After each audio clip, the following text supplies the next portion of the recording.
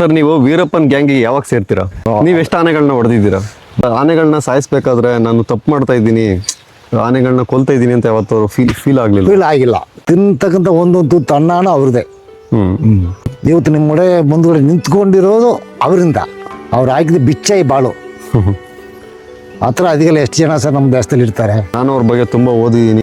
ಆ ಥರ ವ್ಯಕ್ತಿನ ವೀರಪ್ಪನ ತಂಗಿನ ಪ್ರೀತಿಸಿದ್ರೆ ಅಂದ್ಬಿಟ್ಟು ಒಂದು ಹೆಸರು ಕಟ್ಟಿದ್ರಲ್ಲ, ಎಂಥ ಒಂದು ಬುದ್ಧಿವಂತರು.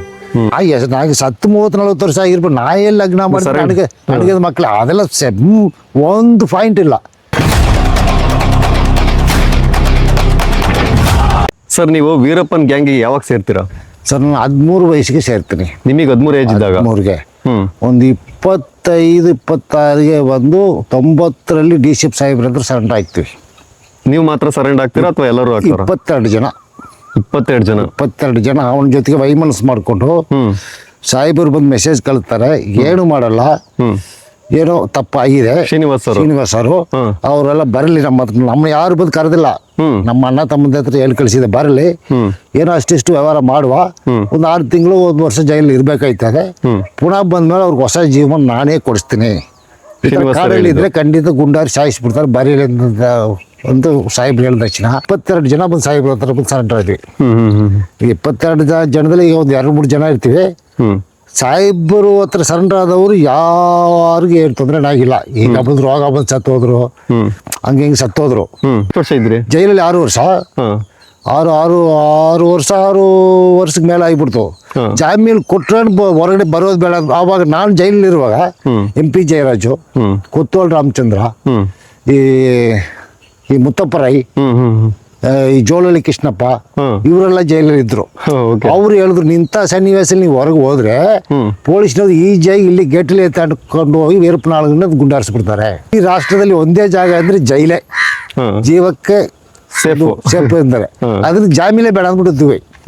ಕೇಸ್ ಅದೇ ಬಂದು ವಿಚಾರಣೆ ಆಯಿತು. ವಿಚಾರಣೆದಲ್ಲಿ ಕೇಸ್ ನಿಂತಿಲ್ಲ, ಕೊನೆಗೆ ಮ್ಯಾಜಿಸ್ಟ್ರೇಟ್ ಓಡಿಸ್ಬಿಟ್ರು. ಆಮೇಲೆ ಬಂದ ಜನ ಅಷ್ಟೇ ಸೇರ್ಕೊಂಡ್ವಿ. ವೀರಪ್ಪನ ಬಗ್ಗೆ ಹೇಳ್ತಾ ಇದ್ರೆ, ಇವಾಗ ಅವ್ರ ಬಾಲ್ಯದ ಜೀವನ ಯಾವ ಥರ ಇತ್ತು ಅಂತ ಅಂದರೆ, ಚಿನ್ನಿದಾಂಡು ಆಡೋದು, ಆಮೇಲೆ ಕಣ್ಣ ಮುಚ್ಚಾಲೆ ಆಡೋದೆಲ್ಲ ಆಡ್ತಾ ಇದ್ರ ಅಥವಾ ಬರೀ ರೈಫಲ್ ಇಟ್ಕೊಂಡು ಬೇಟೆ ಆಡ್ತಾ ಇದ್ರ? ಇಲ್ಲ ಸರ್, 13 ವಯಸ್ಸು ಗಂಟ ಮಕ್ಕಳ ಜೊತೆಗೆ ಆಡ್ಕೊಂಡು, ಕುರಿ ಕಾಯ್ಕೊಂಡು, ದನ ಕಾಯ್ಕೊಂಡು ಹಿಂಗಿದ್ದವ್ರೆಲ್ಲನೂ.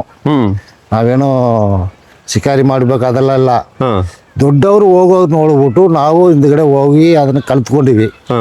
ಕಲ್ತ್ಕೊಂಡ ಮೇಲೆ ನಾವು ಅಂದ್ರೆ ಅವ್ರ ಅಪ್ಪ ಅಮ್ಮ ಆಮೇಲೆ ಅದೇ ಒಂದು ಆಹಾರ, ಅದನ್ನ ಬೋಯಿ ತಗೊಂಡು ಬಂದು 10 ರೂಪಾಯಿ 5 ರೂಪಾಯಿಗೆ ಮಾರಿದ್ರೆ ಅನ್ನಕ್ಕೆ ರಾಗಿ ಪರ್ಚೇಸ್ ಮಾಡ್ಕೊಳ್ಳೋಕೆ ತಮಿಳ್ನಾಡಿಗೆ ತಗೊಂಡೋಗಿ ಮಾರ್ಬೇಕು ಅದನ್ನ, ಮಾಂಸನ. ಆ ಥರ ಹೋಗಿ ಕಲ್ತ್ಕೊಂಡವನು ಇವನು ವೀರಪ್ಪ. ಮತ್ತೆ ನಾವು ಆ ಥರ ಹೋದವ್ರೆ ಅವ್ರ ಜೊತೆ ಆನೆ ಹೊಡೆಯೋ ಸಿಚುವೇಶನ್ ಯಾರಿಲ್ಲ. ಆವಾಗ ತಮಿಳ್ನಾಡಲ್ಲಿದ್ದು ಒಬ್ಬ ಸೇವಿಕೆ ಉಂಟ್ರಿಂದ ಒಬ್ಬರು ಬರ್ತಾರೆ, ಈ ಥರ ಆನೆ ಹೊಡೆದ್ರೆ ದುಡ್ಡು ಬರ್ತದೆ. ಸರಿ ನಾನು ಹೊಡಿತೀನಿ ಅಂದ್ಬಿಟ್ಟು ಇವನು ಹೊಡೆದಿದ್ದೆ. ಹೊಡೆದು ಅವ್ರ ಕೈಗೆ ಕೊಡೋದು, ಸೇವಿಗೆ ಉಂಟ್ರಿಗೆ ದುಡ್ಡು ಬರ್ತದೆ ಅಂತ. ಒಂದು 20 kg 30 kg ಕೊಟ್ಟರು ಒಂದು 20 ರೂಪಾಯಿ 30 ರೂಪಾಯಿ ತಪ್ಪಿರೋ 100 ರೂಪಾಯಿ ಕೊಡೋರು. ಯಾವುದು ಜಿಂಕೆ ಮಾಂಸ ಆಗಲಿ? ಇಲ್ಲ ಆನೆ ದಂಧಕ್ಕೆ. ಹೌದು, ಓಕೆ. ಆನೆ ದಂತಕ್ಕೆ ಮಾರೋಕೆ ನಮ್ಗೆ ಗೊತ್ತಿಲ್ಲ, ಸೇವಿಗೆ ಮಾತ್ರ ಅದು ಗೊತ್ತು. ಅವ್ರು ಜಾಸ್ತಿ ದುಡ್ಡು ಮಾಡ್ಕೊತಾ ಇದ್ರು. ಅವ್ರು ಮಾಡ್ಕೊಂಡು ಒಂದು 50 kg ಕೊಟ್ಟರೆ ಒಂದು 200 ರೂಪಾಯಿ ಕೊಡೋದು. ಅದು 4 ಜನ ಭಾಗ ಮಾಡಿದ್ರೆ ಎಷ್ಟು ಬರ್ತದೆ? ಅದೇನಕ್ಕೆ ಹೋಗ್ತಾ ಇತ್ತು ಸರ್? ಅದು ದೊಡ್ಡ ಪಾಳೆಗಾರ ಮನೆಯಲ್ಲಿ ಬೊಂಬೆಗಳು ಮಾಡಿಡೋದು, ಮತ್ತೆ ಹೊಸ ಮನೆ ಕಟ್ಟುವಾಗ ಹಾಗೆ ಸೆಟ್ ಮಾಡೋದು. ಅವತ್ತು ಈ ತರ ಕಾನೂನುಗಳಿರಲ್ಲ. ಇವತ್ತು ಬಂದು ಆನೆ ದಂಧೆ ಇರಕ್ಕಲ್ಲ, ಬಂದು ಹುಳಿ ಉಗುರು ಹಾಕೊಳ್ಳಕ್ಕಲ್ಲ, ಅದೆಲ್ಲ ಕಾನೂನು ಬಂದ ಆವಾಗಲೇ ಇಲ್ಲ. ಅದು ಅವಾಗೆಲ್ಲ ಅದು ಅಭ್ಯಾಸ ಗೊತ್ತು. ಒಂದೆರಡು ಹುಳಿ ಊರು ಹಾಕೊಂಡ್ರೆ ಅವನೊಂದು ಹೀರೋ. ನಾನು ಸಿದ್ದರಾಮಯ್ಯ ಇದ್ದಂಗೆ ಆ ಥರ ಎಲ್ಲ ಮಾಡ್ಕೊಡ್ತಿರ್ದೆ. ಸೇವಿಗೆ ಉಂಟು ಮಾಡಿದ್ದೆ, ಆನೆ ಹೊಡೆಯಕ್ಕೆ ಹೋಗಿದ್ದು. ಹಂಗಾದ್ರೆ ವೀರಪ್ಪನವ್ರಿಗೆ ಮುಂಚೆಯಿಂದನೂ ಏನು ಆನೆ ಹೊಡಿಬೇಕು ಅನ್ನೋದಿರ್ಲಿಲ್ಲ, ಜಸ್ಟ್ ಹವ್ಯಾಸ, ಬೇಟೆ ಆಡ್ಬೇಕು. ಅಪ್ಪ ಅಮ್ಮ ಮತ್ತೆ ತಾತಂದ್ರು ಎಲ್ಲ ಮಾಡ್ತಾ ಇದ್ರಲ್ಲ, ನಾನು ಬೇಟೆ ಆಡ್ಬೇಕು ಅನ್ನೋದು ಬರುತ್ತೆ ಅನ್ನೋದು. ಇಲ್ಲ, ಇದು ಮಾಮೂಲು ಹೊಟ್ಟೆ ಪಾಡಕ್ ಮಾಡ್ಕೊಂಡು ಬಂದದ್ದು ಮಾಂಸ. ಆಸ್ತಿ ಮಾಡಕ್ ಹೋಗಿಲ್ಲ. ಆಮೇಲೆ ಆಣಾಯದಲ್ಲಿ ಇವನು ಪೋರ್ಟಡಿ ಕೆಲಸ ಮಾಡೋದೆಲ್ಲ ಗೊತ್ತಾಗಿ ಆಮೇಲೆ ನಾನು ಮತ್ತೆ ಅವ್ರ ತಮ್ಮ ಸ್ವಲ್ಪ ಎಚ್ಚರ ಆದ್ವಿ. ಅರ್ಜುನ ಮತ್ತೆ ನೀವು. ಏನೋ ಇವನು ನಮ್ಮನ್ನ ದಡ್ಡ ಅಂದ್ಬಿಟ್ಟು ದಂಧ ಮಾರಕ್ಕೆ ಕರ್ಕೊಂಡು ಹೋಗೋ ಜೊತೆಗೆ. ಇದರಲ್ಲಿ ತುಂಬಾ ಬಿರ್ಲೆಂಟ್ ಅವನ ತಮ್ಮ. ಅವ ನಮ್ಗೆ ವಿದ್ಯೆ ಇಲ್ಲ ಅಂದ್ರಲ್ಲಿ ಸ್ವಲ್ಪ ಯೋಚನೆ ಮಾಡೋದು ಜಾಸ್ತಿ. ಎಲ್ಲಿ ಮಾರ್ತಾನೆ, ಏನ್ ಮಾಡ್ತಾನೆ, ಹೆಂಗ್ ಎಷ್ಟು ದುಡ್ಡು ತಗೊಳ್ಳೋದು, ಹೆಂಗ್ ಎಲ್ಲ ನೋಟ್ ಮಾಡ್ಕೊಳ್ಳೋದು. ಗೊತ್ತಾದ್ಮೇಲೆ ಆಮೇಲೆ ಬಂದು ಇವನ ಜೊತೆಗೆ ಮಾತಾಡಿ ನಾವೇ ಮಾಡೋಕೆ ಸ್ಟಾರ್ಟ್ ಮಾಡ್ತೀವಿ. ಆಮೇಲೆ 1000 ರೂಪಾಯಿ 2000 ರೂಪಾಯಿ ನೋಡೋಕೆ ಸ್ಟಾರ್ಟ್ ಆಯ್ತು ಆಗಿನ ಕಾಲದಲ್ಲಿ. 2 ಲಕ್ಷ ಅಂದ್ರೆ ಇಷ್ಟು ದುಡ್ಡು ಆಗಿನ ಟೈಮಲ್ಲಿ. ಇಷ್ಟು ದುಡ್ಡು ಹೊತ್ಕೊಂಡು ಬಂದ್ವಿ. ಅದೆಲ್ಲ ನೀವ್ ಎಷ್ಟು ಆನೆಗಳನ್ನ ಹೊಡೆದಿದ್ದೀರಾ? ನಾನು ಏನೋ ಅವ್ರ ಜೊತೆ ಇದ್ರಿ? ಜೊತೆ ಇದ್ರಿ, ಇಷ್ಟು ಅಂತ ಗೊತ್ತಿಲ್ಲ. ಅಷ್ಟಿಷ್ಟು ಹೊಡೆದಿರ್ಬೋದು. ಅಲ್ಲ ಹೊಡೆದಿದ್ದೀರಲ್ಲ, ಆನೆ ಹೊಡೆದ ಕೂಡಲೇ ದಂತಗಳನ್ನ ಕೀಳೋದ್ ಕಷ್ಟ ಆಗ್ತಿತ್ತಲ್ವಲ್ಲ, ಹೆಂಗ್ ಮಾಡ್ತಿದ್ರು ಅಂತ? ಕೊಳ್ಳಿಲಿ ಕತ್ತರಿಸೋದೆ. ಕತ್ತರಿಸೋದು ಗಂಡಾನೆಗೆ ಮಾತ್ರ ಇರುತ್ತೆ. ಗಂಡಾನೆಗೆ ಮಾತ್ರ, ಹೆಣ್ಣಾನೆ ಟಚ್ ಮಾಡ್ತಾರೆ. ಚಿಕ್ಕದಾಗಿದ್ರೆ ಬಿಟ್ಬಿಡೋದು. ನಮ್ಗೊಂದು 10 kg ಮೇಲೆ ಆಚೆ ಬರ್ಬೇಕು. ಚಿಕ್ಕದೇ ಆಗುತ್ತೆ. ಇದ್ರಲ್ಲಿ ವೀರಪ್ಪನವ್ರು ಎಕ್ಸ್ಪರ್ಟ್ ಇದ್ರು. ಎಕ್ಸ್ಪೋರ್ಟ್ ಅವ್ರಿಗಿಂತ ಎಕ್ಸ್ಪೋರ್ಟ್ಗಳಿದ್ರು. ಈಗ ಸೇತುಕುಳಿ ಇಲ್ಲ, ಅವನೆಲ್ಲ ಸಿಮೆಂಟ್ ಅಮ್ಮಿ ಪೀಸು, ಒಡಕೆಲ್ಲ ದೊರ್ಶಾಮಿ, ಕೊಳಂದ ಪಯ್ಯಂಗ್, ನಲ್ಲೂರು ಮಾದ್ಯ, ಇವೆಲ್ಲ ಎಕ್ಸ್ಪೋರ್ಟ್ಗಳಿದ್ರು. ನಮ್ಮ ಹತ್ರ ಈಗ್ಲಿದಾರ ಇರ್ತಾರೆ. ಆನೆಗಳನ್ನ ಸಾಯಿಸ್ಬಿಟ್ಟು ದಂತಗಳನ್ನ ಮಾರೋದು ಈ ಥರ ಎಲ್ಲ ಸ್ಟಾರ್ಟ್ ಆಯಿತು. ಅದಾದಮೇಲೆ ಪೊಲೀಸು ಮತ್ತು ಫಾರೆಸ್ಟ್ ಆಫೀಸರ್ಸ್ಗೆ ಈ ವಿಚಾರ ಏನು ಗೊತ್ತಾಗ್ತಿರ್ಲೋ, ಹೆಂಗ್ ಸಾಗಿಸ್ತಾ ಇದ್ರು ಇಲ್ಲಿಂದ ಅಂತ? ಆವಾಗಲೂ ದುಡ್ಡು ಕೊಟ್ಟು ಮಾಮೂಲು ಕೊಡೋದು ಸರ್. ಫಾರೆಸ್ಟ್ನವ್ರಿಗೆ 500 ರೂಪಾಯಿ ನೀವು ಕೊಡ್ತಾ ಇದ್ರಿ? ಹೌದು, ತಿಂಗಳು ಮಾಮೂಲಿ. ಪೊಲೀಸ್ನವ್ರಿಗೆ 500 ರೂಪಾಯಿ. ಅವ್ರು ಒಪ್ಕೋತಾ ಇದ್ರು? ಅದಕ್ಕೆಲ್ಲ ಒಪ್ಕೊಳ್ತಾ ಇದ್ರು. ಇಲ್ಲಿ ಗೋಪಿನಾಥ್ಗೆ ಒಂದು ಆರೋಪ ಬರ್ಬೇಕಂದ್ರೆ ಬೆಂಗಳೂರಿಂದ PCCF ಬಂದಂಗೆ 3 ತಿಂಗಳಿಗೆ ಒಂದ್ಸಲ ಬರ್ತಾರೆ, 6 ತಿಂಗಳಿಗೆ ಒಂದ್ಸಲ ಆರೋಪ ಬರ್ತಾರೆ. ಅದು ಯಾರಿಗೂ ಗೊತ್ತಿಲ್ಲ. ಟೋಲ್ ಗೇಟ್ಗಳಿಲ್ಲ, ಇಷ್ಟು ಚೆಕ್ ಪೋಸ್ಟ್ಗಳಿಲ್ಲ. ಈಗ ನಮಗೆ ನಾವು ಅದನ್ನ ನೋಡ್ಬಿಟ್ಟಿರ್ತೀವಿ, ಇದನ್ನ ನೋಡ್ಬಿಟ್ಟಿರ್ತೀವಿ. ತಮಿಳ್ನಾಡು ಕಡೆ 2, ಕರೆಕ್ಟ್, ಮಲಬಾದೇಶ್ವರ ವನಿಧಾಮ 1, ಕಾವೇರಿ ವೈಲಪ್ಪದ 1, 4 ಚೆಕ್ ಪೋಸ್ಟ್ ಪಾಸ್ ಆಗಿ ಊರಿಗೆ ಬರ್ಬೇಕು. ಕರೆಕ್ಟ್, ಹೌದು. ಆವತ್ತು ಚೆಕ್ ಪೋಸ್ಟೇ ಇಲ್ಲ. ಚೆಕ್ ಪೋಸ್ಟ್ ಅಂದ್ರೆ ನಮ್ಗೆ ಗೊತ್ತಿಲ್ಲ. ಕಡಿಯೋದು, ಆನೆಗಳನ್ನ ಸಾಯಿಸೋದು, ದಂತಗಳನ್ನ ಸಾಕ್ಸೋದು. ಕೇಳಿದ್ರೆ ಏನಕ್ಕೆ ಅಂತಂದ್ರೆ ನೀವು ರೀಸನ್ ಹೇಳ್ತಿರೋದು ಹೊಟ್ಟೆಪಾಡಿಗೋಸ್ಕರ, ಬದುಕೋಕ್ಕೋಸ್ಕರ, ದುಡ್ಡು ಆಸೆ ಅನ್ನೋದಕ್ಕಿಂತ ಜೀವನನೇ ಅದಾಗಿತ್ತು, ಬೇರೆ ನಿಮಗೆ ಗೊತ್ತಿರಲಿಲ್ಲ. ಬೇರೆ ಏನು ಸರ್ ಇತ್ತಿಲ್ಲ, ಏನು ಕೆಮಿಕಲ್ ಫ್ಯಾಕ್ಟ್ರಿ ಇತ್ತಾ, ಇಲ್ಲ ಯಾವ ಕೆಲಸ ಮಾಡೋದಕ್ಕೆ ಕೆಲಸ ಇಲ್ಲ, ಕಂಪ್ನಿಗಳಿತ್ತ, ಯಾವ ಕೆಲಸ? ಕುರಿ ಕಾಯೋದು, ದನ ಮೇಯಿಸೋದು. ಆನೆಗಳನ್ನ ಸಾಯಿಸ್ಬೇಕಾದ್ರೆ ನಾನು ತಪ್ಪು ಮಾಡ್ತಾ ಇದ್ದೀನಿ, ಆನೆಗಳನ್ನ ಕೊಲ್ತಾ ಇದ್ದೀನಿ ಅಂತ ಯಾವತ್ತು ಫೀಲ್ ಆಗಿಲ್ಲ. ಯಾಕಂದ್ರೆ ದಡ್ಡನಿಗೆ ಹೆಂಗೆ ಫೀಲ್ ಆಯ್ತು? ಈಗ ಸರ್ ಹುಚ್ಚನ ಕರ್ಕೊಂಡು ಕಾಡು ಒಳಗಡೆ ಬಿಟ್ರೆ ಏನು ಮಾಡ್ತಾನೆ ಅವನು? ಸ್ವಲ್ಪ ಬುದ್ಧಿ ಇದ್ರೆ ಕತ್ಲೆ ಆಯಿತು, ಊರೊಳಗಡೆ ಹೋಗುವ ಬುದ್ಧಿ ತಿಳಿಸಿದೆ ಶ್ರೀನಿವಾಸ್ ಸಾಹೇಬ್ರು ಬಂದ ಮೇಲೆ ಆ ಹುಚ್ಚು ಹೋಯ್ತು. ತಪ್ಪು ನಾವು ಮಾಡ್ತಿರೋ ತಪ್ಪಂದ್ರೆ ಇದು ಬಹಳ ತಪ್ಪು ಮಾಡೋದ್ರಲ್ಲಿ. ಅದು ಈಗ ಯೋಚನೆ ಮಾಡೋ ಗಣಪತಿ ದೇವರಿಂದ ಮುಗಿತೀವಿ, ಎಷ್ಟು ಗಣಪತಿ ನಾವು ಕೆಡ್ಸ್ಬಿಟ್ಟು ಬಂದಿರ್ತೀವಿ ಅನ್ನೋದು. ಶ್ರೀನಿವಾಸ್ ಬರಾಗಂಟ ನಮ್ಗೆ ಅದೆಲ್ಲ ಏನು ಅರ್ಥನೇ ಆಗಿಲ್ಲ. ಸೊ ನೀವು ಇವತ್ತು ಇಲ್ಲಿ ನಿಂತಿದ್ದೀರಾ ಅಂದ್ರೆ ಕಾರಣ ಚಾನ್ಸ್ ಇಲ್ಲ. ಚಾನ್ಸ್ ನಾಯಿ 30-40 ವರ್ಷ ಆಗಿರ್ಬೋದು. ನಾಯಲ್ಲಿ ಲಗ್ನ ಮಾಡಿ ನನಗೆ ಮಕ್ಕಳು ಅದೆಲ್ಲ ಒಂದು ಪಾಯಿಂಟ್ ಇಲ್ಲ. ಅವ್ರ ಜೊತೆ ಅದು ಎಷ್ಟೋ ಜಾಗದಲ್ಲಿ ಸತ್ ಬಿದ್ದಿರ್ತೀನೋ, ಅಲ್ಲಿ ಎಲ್ಲಿ ಕೊಳ್ತಾ ಇದೀಯ ಅದೆಲ್ಲ ಗೊತ್ತಾಗಲ್ಲ. ಹೋಗ್ಬಿಡ್ತಿದ್ರು. ಸರೆಂಡರ್ ಆಗಿದ್ದು ಈ ಶ್ರೀನಿವಾಸ್ ಮಾತುಗಳಿಂದ, ಅವರಿಂದ.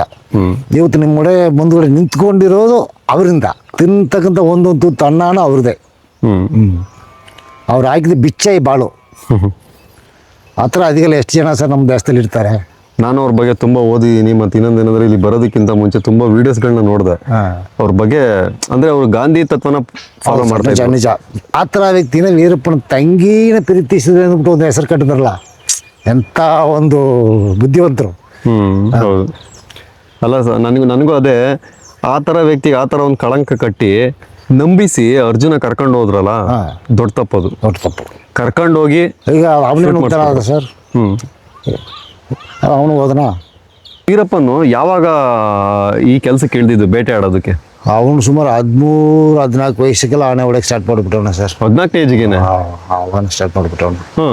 ಹೆಂಗ ಅದೇನು ಹವ್ಯಾಸ ಅಂತನ, ಸುಮ್ನೆ ನೋಡೋಣ ಅಂತ ಹೇಳ್ಬಿಟ್ಟು ಜಾಲಿಗೋಸ್ಕರನ ಸರ್? ಈಗ ನಮ್ಮ ರಾಜಕಾರಣಿಗಳು ಇರ್ತಾರಲ್ಲ, ಈಗ ನಮ್ಮ ರಾಜ್ಯದಲ್ಲಿ ಅಪ್ಪ ಮಂತ್ರಿ ಆದ್ರೆ ಮಗ MLA ಆಗ್ಬೇಕು, ಅಪ್ಪ ಮಂತ್ರಿಗಿರಿಗಳು ಸತ್ತ ತಕ್ಷಣ MLA ಪುನಃ ಮಗ ಆಗ್ಬೇಕು. ಹಿಂಗೆ ನಮ್ಮ ತಾತಂದಿರು ಈ ವೆಪನ್ ತಕೊಂಡು ಕಾಡಿಗೆ ಹೋಗೋದು, ಶಿಕಾರಿ ಮಾಡೋದು. ಆನೆ ಹೊಡೆದಿಲ್ಲ, ಶಿಕಾರಿ ಮಾಡೋದು. ಪಕ್ಕದ ಕಾವೇರಿ ನದಿ ಮೀನು ಹಿಡಿಯೋದು.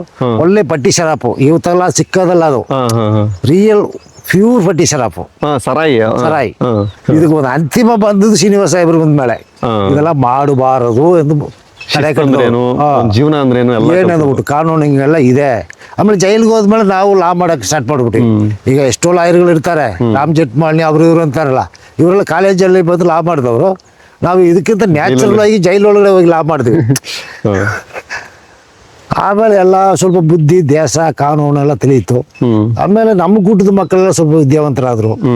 ಏನೇನು ತಪ್ಪಿದೆ ಇದರಲ್ಲಿ ಶ್ರೀನಿವಾಸ ಸಾಹೇಬ್ರು ಹೇಳಿದ್ದೇನೆಂದರೆ, ನಮ್ಗೆ 22 ಜನಕ್ಕೆ ತಪ್ಪು ಮಾಡಿರ್ತೀರಿ, ಮನುಷ್ಯ ಯಾವನೋ ಒಬ್ಬ ತಪ್ಪು ಮಾಡ್ತಾನೆ, ಎಲ್ಲ ಕರೆಕ್ಟಾಗಿ ಇರಲ್ಲ. ಆಯಿತು, ಈಗ ಒಬ್ಬ ಸಣ್ಣರಾಗಿರ್ತೀರಿ, ಮುಂದಿನ ಜೀವಮಾನ ಚೆನ್ನಾಗಿರಬೇಕು. ಯಾರೇ ಬರಲಿ, ನಾನೇ ಇಲ್ಲ, ನನಗಿಂತ ರಾಜ್ಯ ಮಟ್ಟ ಅಧಿಕಾರಿ ಬರಲಿ, ಕೇಂದ್ರ ಮಟ್ಟದ ಅಧಿಕಾರಿ ಬರಲಿ, ತಲೆ ಬಗ್ಗೆ ಮಾತಾಡತ್ರೆ ನೀವು ನಡ್ಕೋಬಾರ್ದು. ಹಂಗೆಂದು ಅವ್ರು ಹೇಳಿದ್ದನ್ನ ಮೈಂಡಲ್ಲಿ ಇಟ್ಕೊತಾರೆ, ಎದೆಯಲ್ಲಿ ಇಟ್ಕೊಳ್ತಾರೆ. ನಮಗೆಲ್ಲ ರಕ್ತದಲ್ಲೇ ಅದು ಬೆರಕೆ ಆಗ್ಬಿಡ್ತು. ಇವತ್ತು ಯಾವ ಅಧಿಕಾರಿ ಬಂದ್ರೆ ನಾನೇ ನಿಂತು ಮಾತಾಡ್ತೀನಿ. ಆದರೆ ಅದನ್ನ ಸಾಹೇಬ್ರು ಹೇಳಿದ ಮಾತು ಇವತ್ತು ಉಳಿಸ್ಕೊಳ್ಳೋದು ಅದು ಅಷ್ಟೇ ಕಷ್ಟ ಇದೆ. ಒಂದೊಂದು ದಿನ ಅದು ಅಷ್ಟೇ ಕಷ್ಟ ಇದೆ. ಎಲ್ಲ ತಪ್ಪಾಗ್ಬಿಡ್ತದ. ಬೆಳಗ್ಗೆ ಎದ್ದ ತಕ್ಷಣ ಸಾಹೇಬ್ರನ್ನ ನೆನೆಸ್ಕೊಳ್ತೀವಿ, ಅದು ಏನು ತಪ್ಪುಗಳು ಆಗಲ್ಲ. ಅವ್ರ ಆಶೀರ್ವಾದ, ಅಭಿಮಾನ, ಅಷ್ಟೊಂದು ಪ್ರೀತಿ ಅವ್ರ ಆಶೀರ್ವಾದ ಇನ್ನೂ ಇದೆ ನಮಗೆ. ಇದೆ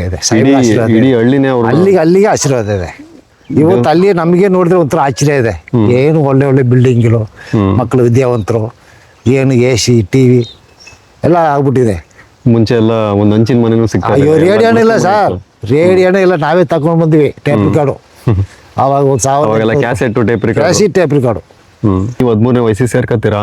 26ನೇ ಏಜಿಗೆ ನಿಮಗೆ ಗೊತ್ತಾಗುತ್ತಿಲ್ಲ, ನಾನು ಮಾಡ್ತಿರೋ ತಪ್ಪು, ನಾನು ಇಲ್ಲಿಂದ ಹೊರಗಡೆ ಬರಬೇಕು, ಹೊಸ ಜೀವನ ಕಡ್ಕೋಬೇಕು ಅಂತ ಬಿಟ್ಟು ಬರ್ತೀರಾ ವೈಮನಸ್ ಮಾಡ್ಕೊಂಡು ವೀರಪ್ಪನ ಜೊತೆ. ಸೊ ಅವಾಗ ನಿಮ್ಮ ಜೊತೆ ಒಂದು 22 ಜನನು ಕೂಡ ಬರ್ತಾರೆ. ಬಂದಾಗಿ ಸರೆಂಡರ್ ಆಗ್ತೀರಾ.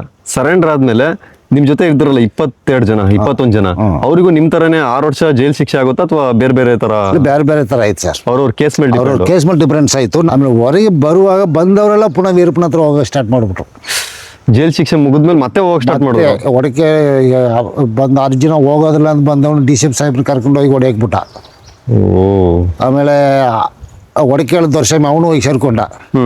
ಸೈಮನು ಅವನು ಹೋಗಿ ಸೇರ್ಕೊಂಡ, ಬಾಂಬ್ ಬ್ಲಾಸ್ಟ್ ಮಾಡ್ದ ಪಾಳರಲ್ಲಿ. ಅದ್ರಲ್ಲಿ ಅವರು ಇದ್ರು. ಆ ಟೈಮಲ್ಲಿ ನಾನು ಬರುವಾಗ ನನ್ನನ್ನು ಎತ್ತಾಗಿ ಪೊಲೀಸ್ನೂ ರೆಡಿ ಆಗ್ಬಿಟ್ರು. ಆಮೇಲೆ ಅವರು ಸ್ವಲ್ಪ ರೆಕಮೆಂಡೇಶನ್ ಮಾಡಿಗಿಡಿ. ಆಮೇಲೆ ಶಂಕರ ಬದ್ರಿ ಸಾಹೇಬ್ರು ಇವ್ನಿಗೆ ಫಸ್ಟ್ ಲಗ್ನ ಮಾಡಿಬಿಡಿ, ಆವಾಗ ಹೋಗಲ್ಲ ಅಂದರು. ನನಗೆ ಬರೀ 13 ದಿನದಲ್ಲಿ ಲಗ್ನನೇ ಮುಗಿಸ್ಬಿಟ್ರು. ಆದ್ರೆ ಹೋಗೋ ಮನಸ್ಸು ನನಗಿಲ್ಲ. ಆದ್ರೂ ಅವರು ಪೊಲೀಸ್ಗೆ ಒಂದು ಅನುಮಾನ ಇದೆಲ್ಲ, ಭಯ ಇರುತ್ತಲ್ಲ. ಜೈಲಲ್ಲಿ ಬರೋಣಲ್ಲ, ಅಲ್ಲೇ ಹೋಗ್ತಾನಲ್ಲ, ಬಂದಿರೋರೆಲ್ಲ ಹೋಗ್ತಾ ಇದಾರೆ, ಇವರು ಹೋಗ್ತಾರೆ ಅಂತ, ನೀವು ಹೋಗ್ತೀರಾ ಅಂತ. ಈಗ ಮಾಲಿಂಗಿಂದ ಅವನು ಮಾತ್ರ ಸತ್ಯ ಹರಿಚಂದ್ರನ್ ಅಂದ್ಬಿಟ್ಟು ಪೊಲೀಸಿನವ್ರು ಗೊತ್ತಾ, ಎಲ್ಲರೂ ಹೋಗ್ತಾರೆ ಅಂದ್ಬಿಟ್ಟು. ಆಮೇಲೆ 2004 ಗಂಟೆ ಅವ್ರ ಜೊತೆಗೆ ಜರ್ನರಿ ಆಪರೇಷನ್ ಮುಗಿದ್ಮೇಲೆ ಬಿಟ್ರು ನಮ್ಮನ್ನ. ಅದಕ್ಕೊಳಗಡೆ ನಮ್ಮ ಜೀವಮಾನ ಎಲ್ಲ ಮುಗಿದೋಯ್ತು.